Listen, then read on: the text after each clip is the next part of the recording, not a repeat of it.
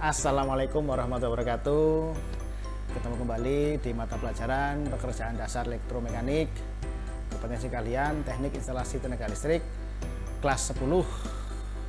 Kali ini kita ketemu di KD yang kedua tentang menganalisis jenis-jenis bahan kerja elektromekanik untuk materi alat ukur kerja bangku. Semoga hari ini kalian dalam keadaan sehat sehingga dapat mengikuti pelajaran dengan baik. Nah, perlu saya sampaikan bahwa ini pertemuan yang ketiga, bahwa pertemuan yang ke-1 dan kedua sebelumnya kita telah membahas tentang jenis bahan kerja elektromekanik dan peralatan tangan serta alat penanda. Nah, sekarang di submateri yang ketiga kita akan belajar mengenai alat kerja bangku. Nah, untuk apa kita belajar alat kerja bangku? Tentu untuk pertama mengenalnya dulu. Setelah mengenal, nanti kita coba belajar untuk menggunakannya. Karena apa? Karena di kompetensi kalian teknik instalasi listrik, dan nanti kalian akan banyak menggunakan ini untuk mengetahui panjang sebuah komponen, diameter sebuah kabel. Kalian perlu alat-alat kerja bangku ini, alat ukur kerja bangku ini. Ya, baik. Apa saja yang kita pelajari? Ada 4 jenis alat ukur kerja bangku yang nanti akan kita pelajari. Yang pertama mistar baja, yang kedua penyiku, yang ketiga jangka sorong, yang keempat mikrometer. Dari keempat alat ukur kerja bangku ini, saya yakin bukan sesuatu yang baru lagi bagi kalian semua, karena beberapa sangat sering kalian digunakan dalam keseharian kalian, dalam belajar, dalam mengerjakan tugas-tugas. Ya, jangka sorong, mikrometer mungkin di jenjang pendidikan sebelumnya, ketika kalian SMP sudah dikenalkan. Nah, di sini nanti kita perdalam lagi. Ya, baik, kita mulai yang pertama. Mistar baja. Mistar baja namanya mistar baja. Berarti baja ini adalah salah satu bahan logam yang telah kita pelajari pada pertemuan sebelumnya. Sehingga alat ini atau komponen ini terbuat dari baja. Bentuknya seperti yang kalian lihat di tampilan. Tentu bahasa kalian biasa mengatakan dengan penggaris. Dia terbuat dari baja, ya. Kemudian biasa digunakan untuk membuat garis lurus. Nah, membantu kerja kita ketika kita ingin membuat sebuah garis lurus. Nah, ini memiliki tingkat ketelitian sampai dengan 0,5 mm. Bagaimana cara menggunakannya? Ya, ini tentu sudah sangat paham sekali kalian menggunakan ini. Ya, jelas yang pertama ukur, tandai benda kerja dengan kapur atau penggores. Penggores berarti alat apa kemarin? Alat penanda sesuai ukuran yang diinginkan. Kemudian tarik, setelah ditandai dua sisinya, tarik dengan tadi penggores atau kapur tadi dengan mistar baja tadi sehingga terbentuk garis yang kita inginkan. Tuh. Nah, tentu saja di samping kita juga memahami apa itu mistar baja, bagaimana cara menggunakannya, yang tidak kalah pentingnya nanti kita harus tahu bagaimana perawatannya, bagaimana pemeliharaannya, agar alat ini tetap siap ketika kita akan gunakan kembali. Baik, yang tidak kalah pentingnya dengan mistar baja ini, di samping tadi kita sudah belajar bagaimana cara menggunakannya, dan tentu saja kalian sudah sangat-sangat bisa adalah ini pemeliharaannya. Karena apa? Karena biasanya ini yang disepelekan, ini yang nggak dianggap. Satu, mungkin karena nyarinya mudah ya, rusak beli lagi, tapi bukan itu tujuannya.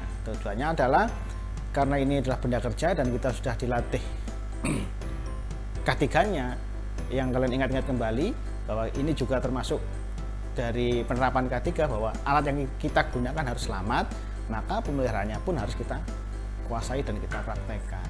Baik, kita lihat pemeliharaan mistar baja, yang pertama tentu saja gunakan dia untuk peruntukannya, garis, malah bantu penggaris ya garis saja, jangan untuk yang lain. Nah, kemudian yang kedua adalah di badannya mistar itu kan mesti ada ukuran satuan, ukurannya ya, ukurannya ada incinya, ada sentimeternya, ada tulisannya apalah di sana, tulisannya angka, itu jaga jangan sampai hilang. Kalau itu hilang ya akan menyulitkan.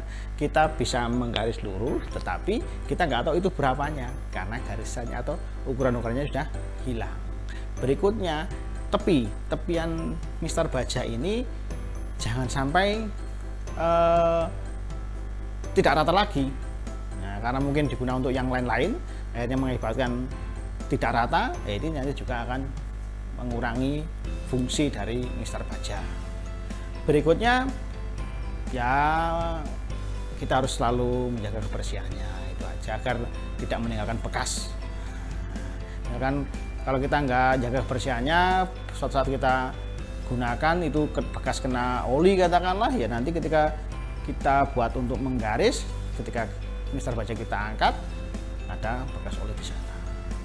Nah, itu pemeliharaan. Berikutnya ya kalau sudah kita tahu mistar baja ini sudah mengalami beberapa kendala, ya jangan kita gunakan. Karena apa?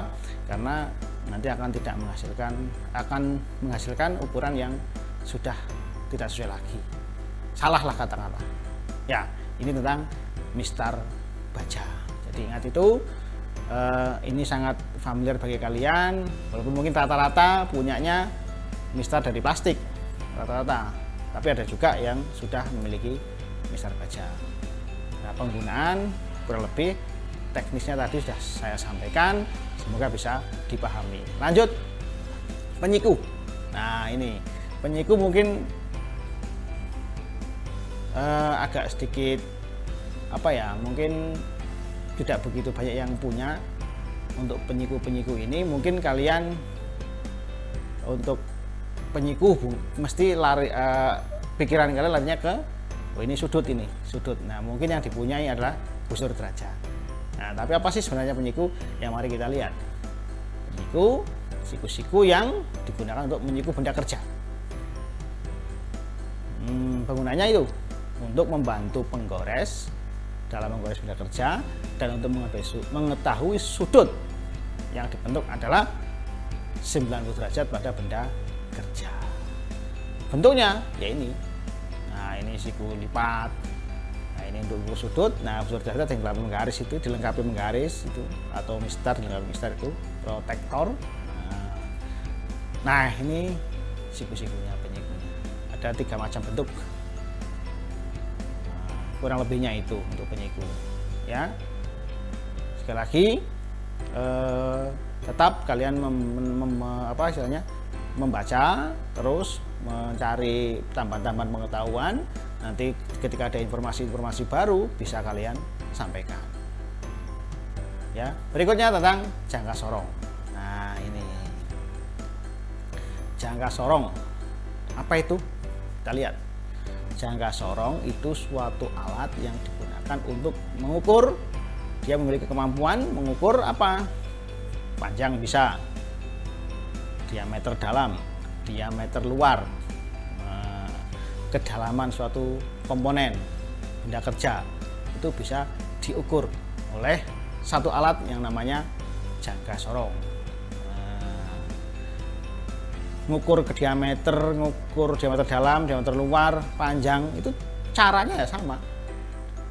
Satu alat ini dengan cara yang sama bisa digunakan untuk mengukur 3 besaran ukuran tadi: panjang, diameter luar, diameter dalam, ketebalan atau dalamnya kedalaman sebuah benda kerja atau komponen yang nantinya akan kita gunakan dalam bekerja.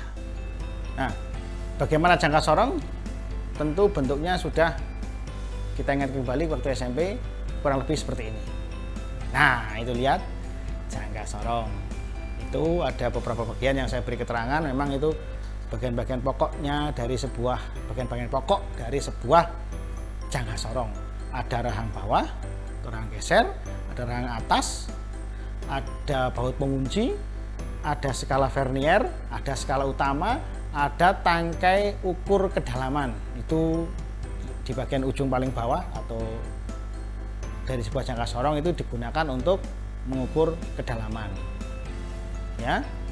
Nah, dari situ bisa kalian lihat rahang bawah atau rahang geser itu digunakan untuk mengukur diameter luar. Jadi benda dimasukkan ke sana, nanti bisa kita setel, digeser-geser.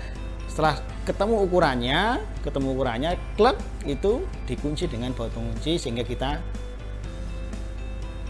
mudah dalam membacanya. Tidak bergerak lagi, tidak berubah lagi ukurannya. Yang rahang atas itu untuk mengukur ke diameter dalam. Ya sama, cara kerjanya digeser. Ketika sudah ketemu, udah pas, plek itu ya dikunci dengan baut pengunci. Nah, cara membacanya bagaimana? Disediakan 2 skala di sana. Nah, ayo ingat kembali ketika pelajaran-pelajaran jangka sorong di jenjang sebelumnya atau di SMP-nya lah katakanlah. Ada 2 skala di sana, skala utama dan skala vernier atau nonius. Skala utama itu ada di badan jangka sorong. Nah, itu ada disediakan 2 ukuran, inci dan mili. Kemudian skala vernier, skala nonius itu melekat di yang bergeser itu skala bantu katakanlah, dia ada di sampai bisa membaca sampai ketinggian 0,05 mm. Nah, sekali lagi saya kembali ke tadi keterangan di awal sebelum masuk di jangka sorong ini, bahwa dia mampu mengukur diameter luar, diameter dalam maupun ketebalan atau kedalaman sebuah komponen sebuah benda. Caranya kerjanya untuk ketiga jenis itu ya sama, nanti membaca skala vernier dan skala utamanya. Skala utamanya berapa nanti diakurasi dengan ditambah dengan skala verniernya berapa. Oke, lanjut ya. Nah, sekarang setelah kita tahu tadi jangka sorong dan bagian-bagiannya, setelah fungsi-fungsinya, kita lanjut bagaimana sih cara menggunakan jangka sorong. Kita lihat. Geser rahang sejauh benda yang mau diukur. Atau geser rahang sejauh benda yang mau diukur. Digeser, kan di rahang geser itu berarti ada rahang yang tetap dan rahang bergeser. Rahang bergeser ini digeser-geser sampai ukuran benda yang mau diukur itu. Nah, kemudian setelah sampai ya tadi setelah sesuai dengan benda yang diukur baru dikunci. Ini. Nah, kunci atau rapatkan screw lock baut pengunci. Setelah posisi rahang sudah menyentuh benda, ya, baut penguncinya kita putar agar hasil ukuran tidak berubah sehingga kita mudah dalam membacanya. Jadi ingat cara menggunakannya, geser rahang gesernya baik untuk diameter dalam maupun untuk diameter luar, itu geser rahangnya sampai ukuran benda yang mau diukur. Setelah geser ketemu menyentuh benda yang mau diukur, dikunci, diputar screw locknya atau baut penguncinya. Paham ya? Paham. Baik, kalau sudah paham kita lanjut dengan setelah kalian tadi geser rahangnya sudah, kemudian baut penguncinya sudah digunakan, baru kita baca skala utamanya berapa, verniernya berapa, nanti ketemu nilainya. Paham ya? Oke, lanjut. Nah, cara membaca jangka sorong, kalau tadi menggunakannya tadi sudah ada 3 langkah ya, 3 langkah. Pertama tadi yang sudah saya terangkan tadi, dari mulai menggeser rahang, mengencangkan baut pengunci, kemudian membaca dari skalanya. Sekarang kita belajar membaca jangka sorongnya, membaca pada hasil ukurannya. Kita lihat, perhatikan hasil pengukuran di samping ini. Umpamanya kita telah melakukan pengukuran dengan jangka sorong, kemudian hasilnya kita dapatkan seperti itu. Nah, ini dalam satuan milimeter atau kalau nanti dibuat senti pun tidak ada masalah, tinggal disesuaikan dengan ukurannya. Nah, ini kalian lihat ada angka 2 di sana. Sebenarnya skala itu, ini skala yang atas skala utama, yang bawah skala vernier atau noniusnya. Nah, itu ada garis titik merah tegak lurus itu. Nanti apa tujuannya? Mari kita lihat. Nah, cara membaca jangka sorong untuk melihat hasil pengukurannya hanya dibutuhkan 2 langkah pembacaan. Ya, sangat mudah. Kalian perhatikan bersama. Yang pertama, membaca skala utama. Kalian lihat, skala utama itu gambar di atas, kalian lihat ada angka 21 mm. Dapat dari mana? Itu kan angka 2, sebelum angka 0 di bawah itu ada angka skala yang garis skala yang saya beri warna merah. Itu kan berarti 1, berarti 21 mili. Nah, tinggal lebihnya berapa? Nah, garis merah kalian lihat. Nah, itu kan 1 kan? Nah, itu tinggal 21. Merupakan angka yang paling dekat dengan garis 0. Nah, ingat di vernier paling bawah itu tadi, di paling ujung sana itu ada garis 0. Sehingga nanti kita dalam menentukannya seperti itu tadi caranya. 1 karena yang paling dekat dengan garis 0 tadi angka berapa? Angka 1. Nah, sehingga ketemu sementara ukurannya adalah 21. Nah, bisa dipahami ya? Nah, sekarang kalau skala utamanya sudah terbaca 21, kita baca skala verniernya. Bagaimana caranya? Kita lihat. Lihat gambar di atas dengan cara seksama, cari. Nah, garis skala di skala utama yang tepat bertemu dengan satu garis skala pada skala nonius. Kalau di gambar itu saya tandai dengan titik, garis titik-titik itu vertikal merah. Itu kan skala di skala utama, garis pada skala utama yang lurus betul dengan di vernier. Kalian lihat, ya kan? Lurus kan? Nah, sebelah kanannya 0. Itu kan lurus, tegak lurus, itu sudah lurus, tidak ada selisih sedikit pun, sangat lurus. Terus cara bacanya bagaimana? Nah, kita lihat angka berapa itu yang lurus di bawah si verniernya itu.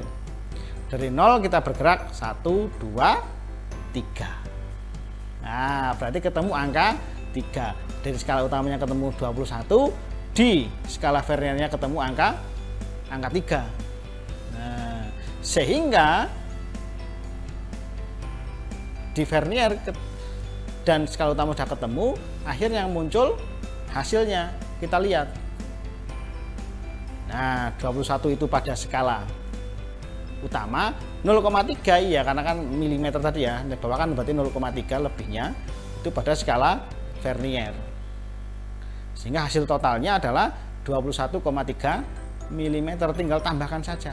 Kalau mau diubah senti ya silakan, sama aja. Kalau 21,3 berarti milimeter, kalau senti 2,13. Sampai sini dipahami? Ya, kalau kalian fokus insya Allah paham, karena ini sangat mudah. Untuk bisa membaca ukuran atau hasil pengukuran dari sebuah jangka sorong hanya 2 langkah. Cermati skala utama, cermati skala vernier. Bagaimana cara mencermatinya? Lihat skala angka utama itu berhenti di angka berapa untuk ukuran benda kerjanya, 2, lebih yang mendekati angka 0 berapa, 1, berarti itu 21 pada contoh itu loh ya. Nanti kan masing-masing benda yang diukur kan beda-beda, nanti kalian bisa sesuaikan. Artinya di sana kalian perhatikan di situ. Kemudian lebihnya berapa? Nah, lebihnya berapa? Kalian lihat pada skala vernier yang lurus dengan skala utama. Dari angka 0 kalian lihat, 0 geser terus ke kanan, ketemu angka 3, berarti lebihnya 0,3. Jumlah hasil pengukurannya bagaimana? Tinggal dijumlahkan aja, 21,3, akhirnya begitu. Paham ya? Nah, kalau dipahami berarti kita bisa bergerak atau melanjutkan ke alat ukur selanjutnya. Apa itu? Mikrometer. Nah, mikrometer kita lihat seperti apa deskripsinya? Ya alat pengukuran sama seperti jangka sorong juga, dia memiliki tingkat kepresisian 0,01 mili. Dia lebih banyak digunakan, nah ini seperti ini bentuknya, dia lebih banyak digunakan untuk mengukur diameter sebuah benda kerja. Itu bentuknya seperti itu, terdiri dari anvil itu yang rahang tetap, spindle itu rahang yang bergerak dengan cara memutar, lock nut itu pengunci, sleeve itu bagian dari mikrometer yang terdiam. Di sana terdapat skala. Timbel itu bagian mikrometer yang bisa berputar dengan seiring berputarnya spindle. Ratchet ini untuk hampir mirip dengan timbel, dia bisa memutar hampir mirip dengan timbel, bukan spindle ya, mirip dengan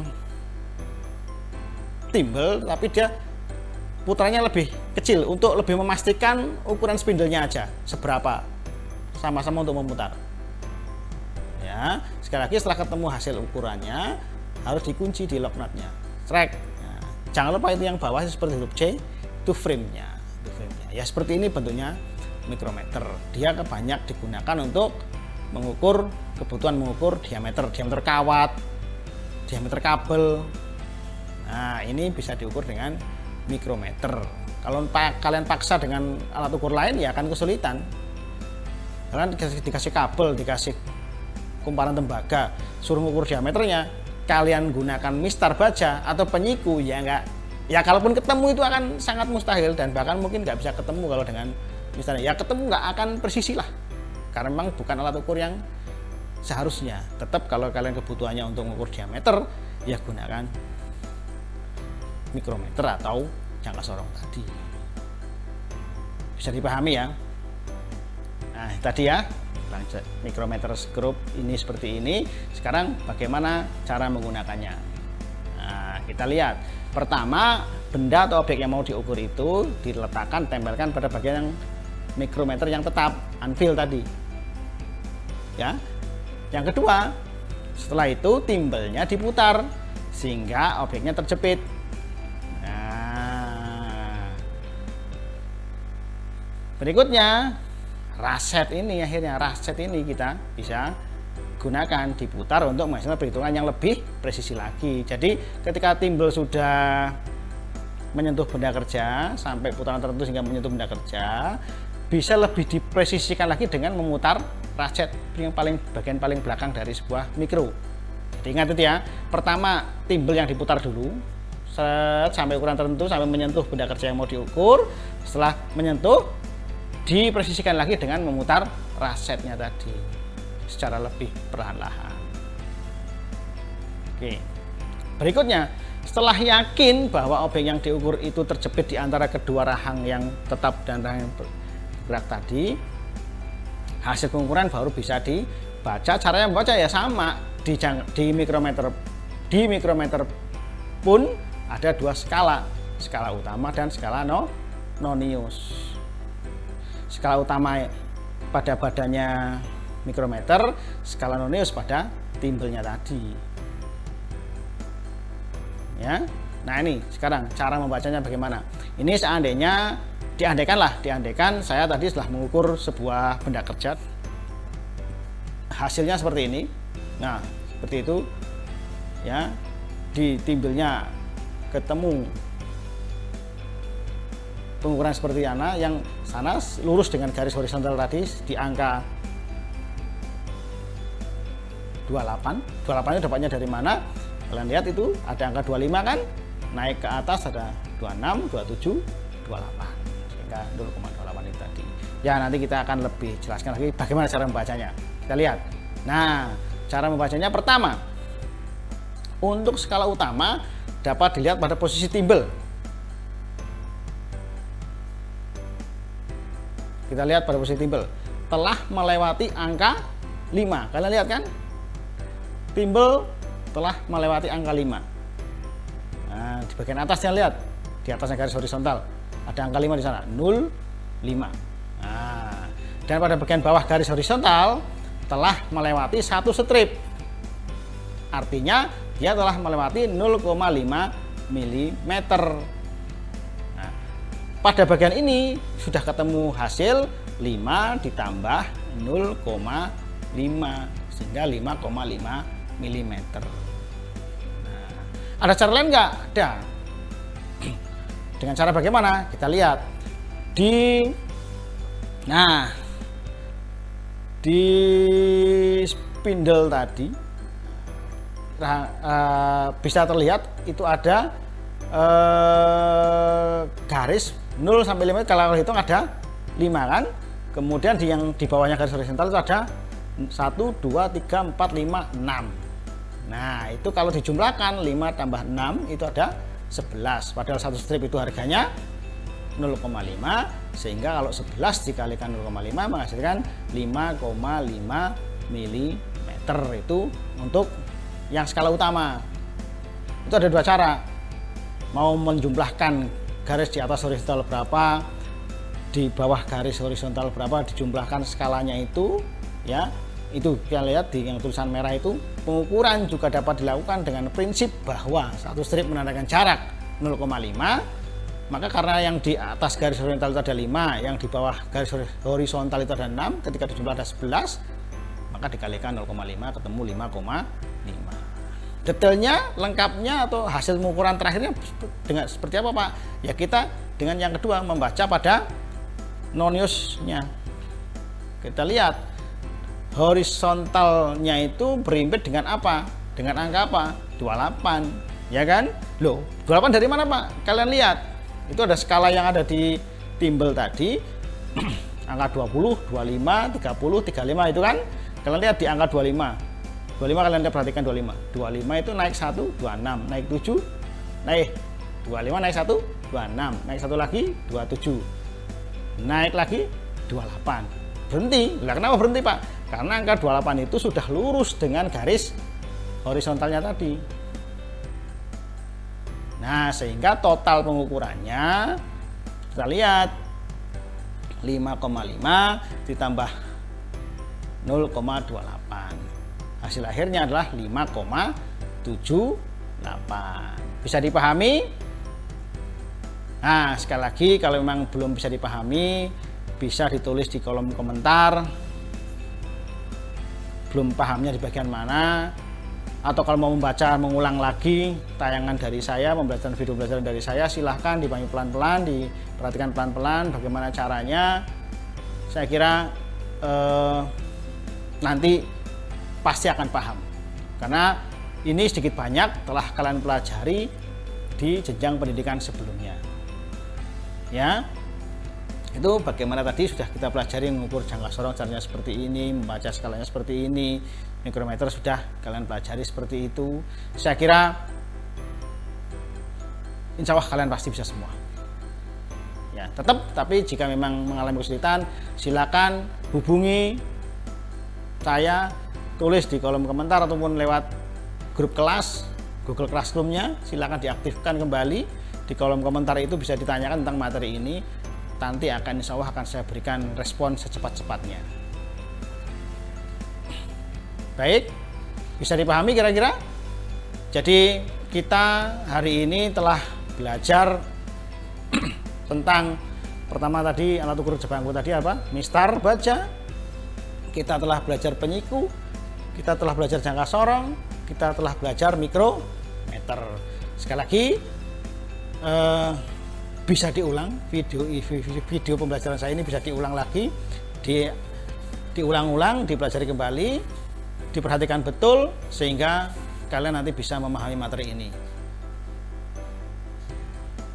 Bisa dipahami kira-kira? Ya, baik, kalau bisa dipahami, ini materi terakhir untuk KD yang kedua. Harapannya kalian tidak tidak menjadikan beban yang berat. Semua bisa dipelajari, semua bisa ditanyakan, semua bisa didiskusikan. Saya akan berusaha melayani kalian dengan sebaik-baiknya. Jangan pernah takut untuk bertanya. Ya, silakan ditanyakan memang hal-hal yang perlu kalian tanyakan. Berikutnya, karena apa? Karena ini seperti yang sudah saya sampaikan di awal-awal pertemuan dulu, bahwa setiap materi akhir tentu nanti minggu depannya akan kita tutup dengan penilaian harian. Materinya apa? Ya materinya dari awal kita mengenal jenis bahan kerja elektromekanik, peralatan tangan, alat penanda, dan ini alat ukur kerja bangku. Baik, sebelum kita bicara masalah penilaian harian, kita kembali fokus ke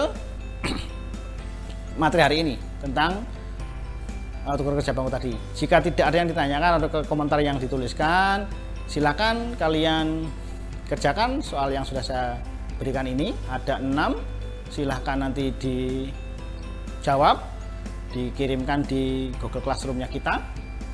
Di sana, ini semua tugas individu. Ini ada 2 tugas. Yang pertama ini pertanyaan seperti ini yang harus kalian kerjakan. Ada 6 soal. Berikutnya ini kita akan mengecek bagaimana perhatian kalian terhadap pembelajaran yang saya berikan. Saya berikan gambar jangka sorong di sana. Saya berikan gambar mikrometer di situ. Ada 7 bagian yang harus kalian sebutkan bagiannya apa dan jelaskan fungsinya untuk apa saja. Ingat, tugas ini tugas individu, tolong dikerjakan sebagai sarana untuk mengetahui sampai di mana pemahaman kalian, sampai di mana penguasaan kalian terhadap materi yang diberikan. Jangan takut salah, kerjakan. Seperti yang sudah-sudah, semua tugas yang kalian serahkan ke saya pasti akan saya nilai, saya berikan komentar, saya kembalikan. Silahkan diperbaiki kalau memang perlu diperbaiki. Silahkan ditingkatkan kalau nilainya sudah baik, ditingkatkan, dipertahankan, ditingkatkan bagi yang nilainya sudah baik. Pasti ada komentar di sana per soal, per nomor soalnya. Silakan. Ya. Kita berusaha belajar seperti itu. Nah, soal ini dua jenis tipe soal ini nanti silakan dikerjakan sebagai bekal, salah satu bekal untuk menghadapi penilaian harian minggu depan. Baik ya, sekali lagi minggu depan kita akan lanjut dengan penilaian ulangan harian. Setelah itu kita masukkan ke KD3 untuk materi yang pertama.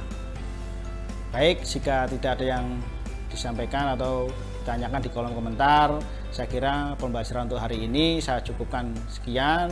Yang penting kalian di rumah, tetap di rumah, jaga kesehatan, selalu pakai masker, selalu cuci tangan, tetap sehat di masa pandemi ini, budayakan hidup bersih dan sehat di masa pandemi ini, jangan pernah menyerah, dan yang penting jangan lupa untuk bahagia. Terima kasih, selamat belajar, semoga kalian sukses. Wassalamualaikum warahmatullahi wabarakatuh.